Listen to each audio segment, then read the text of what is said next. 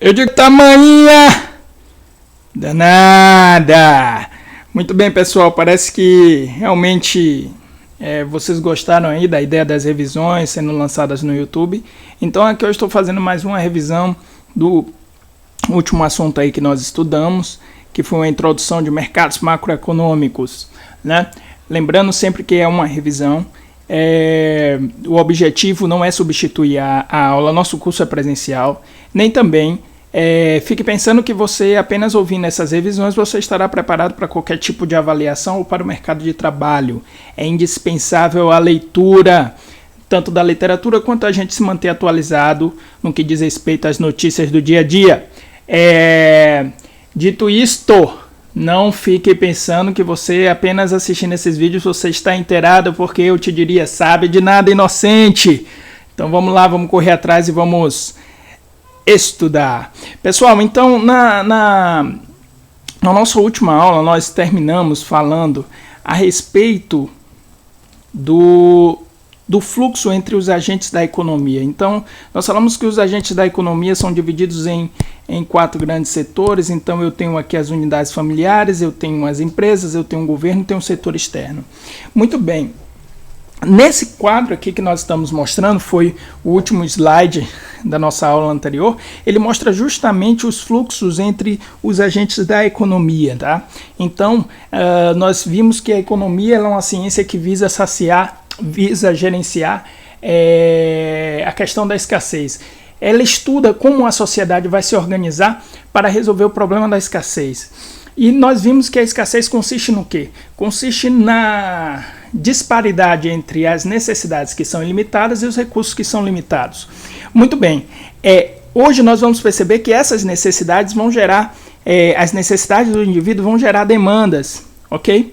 E se o indivíduo possui um recurso que outro indivíduo necessite, esse indivíduo vai ofertar esse recurso. Muito bem, essa dinâmica que ocorre entre os agentes da economia, os setores econômicos, que geram os grandes mercados, os mercados macroeconômicos, ok? Muito bem. Então nós vamos reduzir aqui, nós vamos eleger apenas a questão da família e das empresas para poder analisar a questão dos mercados. Muito bem. Lembrando que a gente viu isso na sala de aula, o seguinte, eu tenho aqui a unidade familiar, que ela é o consumidor final, né? Assume o papel de consumidor final. Essa unidade familiar, essa família, ela necessita, para saciar as suas necessidades, de bens e serviços. Então as famílias, elas necessitam bens e serviços. Consequentemente, elas vão demandar bens e serviços, como está descrito aqui. Da mesma forma, uma outra unidade, que é a unidade produtiva, que são as empresas, essa unidade ela vai produzir bens e serviços. Quando a empresa produz, ela oferta esses bens e serviços na economia. Ora, nós conversamos que toda vez que eu falo que existe oferta, que existe demanda e oferta de qualquer coisa, eu posso afirmar que está existindo um mercado dessa coisa, independente do que seja, ok? Então, obviamente, se eu tenho, dada a necessidade das famílias, uma demanda por bens e serviços e as empresas ofertam esses bens e serviços, eu posso falar que nesse fluxo aqui, onde as famílias demandam bens e serviços e as empresas ofertam bens e serviços, há a formação de um mercado, que é justamente o nosso primeiro mercado macroeconômico, que é o mercado de bens e serviços. Muito bem, bens e serviços. Ok. Da mesma forma, nós vimos o seguinte, tudo bem, mas para a empresa produzir, né, nós aprendemos que a produção é um processo que combina recursos produtivos chamados fatores de produção. Para a empresa produzir, ela precisa de recursos produtivos chamados fatores de produção. E então, para a empresa ofertar um bem e um serviço, ela demanda fatores de produção ou recursos produtivos. Esses fatores de produção, principalmente o trabalho, mas não apenas ele, porque trabalho não é o único fator de produção, nós já aprendemos isso, principalmente o trabalho será ofertado pelas famílias. Então o que eu tenho aqui nesse fluxo agora?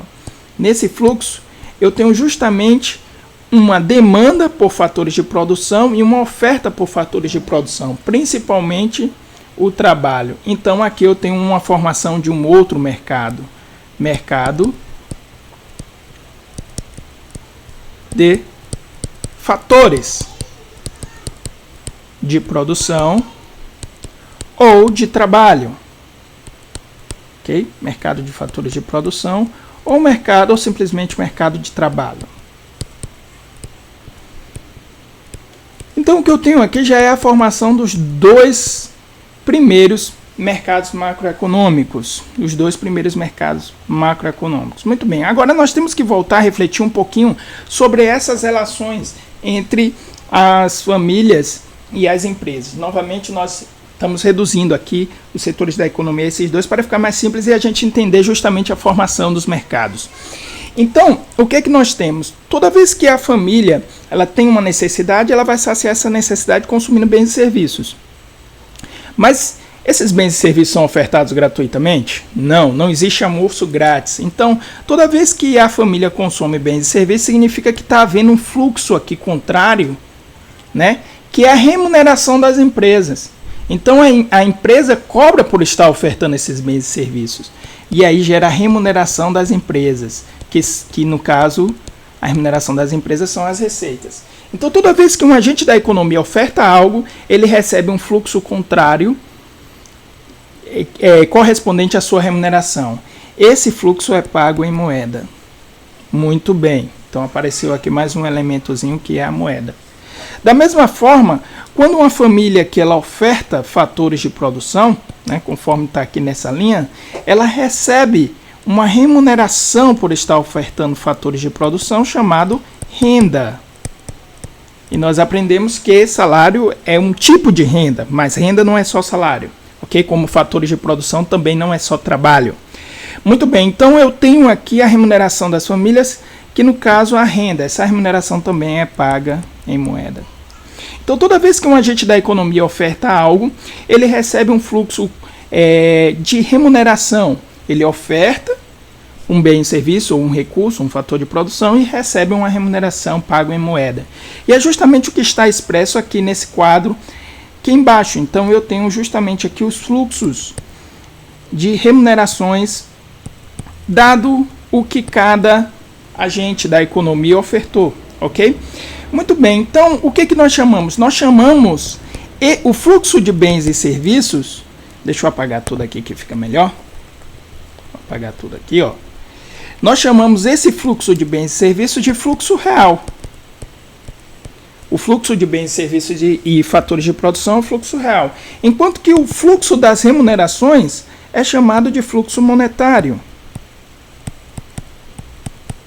Fluxo monetário.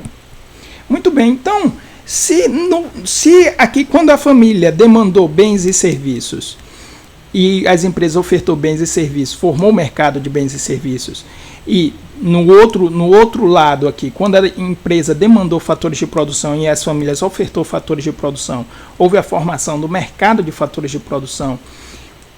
Isso ocorreu justamente no fluxo real. Nós dizemos que esses dois mercados, mercados de bens e serviços e mercado de fatores de produção, estão no lado real da economia. E que nós vamos ter, por conta das relações que ocorrem no lado real, uma demanda por um instrumento chamado moeda, que corresponde justamente aos fluxos monetários. Então nós temos mercados do lado monetário da economia.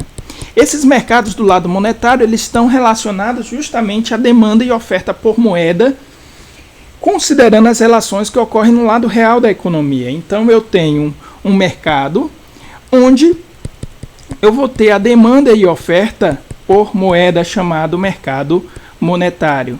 O agente protagonista desse mercado, com certeza, é o governo, que é o único que pode emitir e distribuir moeda, né? É o único que pode emitir e distribuir moeda, e através do Sistema Financeiro Nacional ele estabelece os parâmetros deste mercado monetário, desde a quantidade de moeda em circulação até o custo dessa moeda, que é a famosa taxa de juros. Isso a gente vai estudar na próxima aula.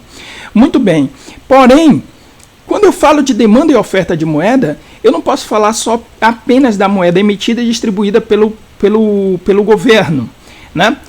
Por quê? Porque eu posso ter agentes na economia que são poupadores, superavitários. Esses indivíduos eles gastam menos do que ganham, então eles fazem poupança.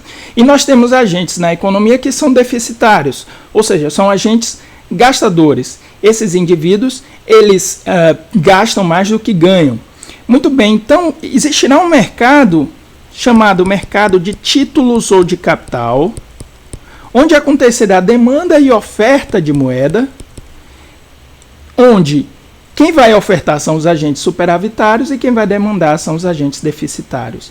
Então também ocorre demanda e oferta de moeda no mercado de títulos ou mercado de capital, se preferir.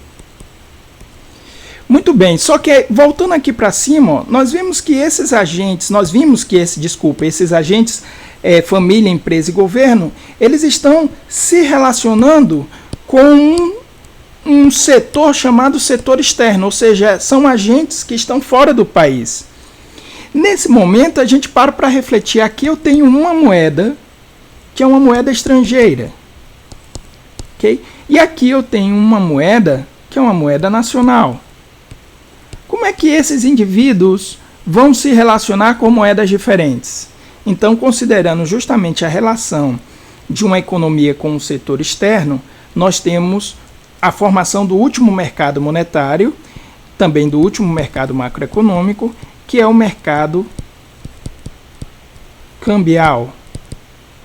Esse mercado vai ocorrer demanda e oferta por moeda estrangeira.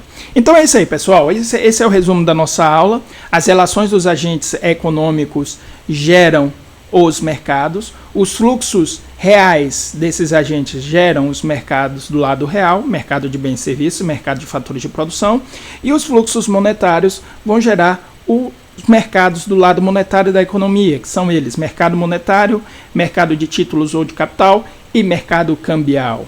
Muito bem. Pessoal, gostou da revisão? Deixa um like aí. Nos comentários vocês podem colocar alguma dúvida que vocês tenham. A gente pode pensar aí uma forma de tirar essas dúvidas. E é isso aí, valeu, aquele abraço, bora Bahia!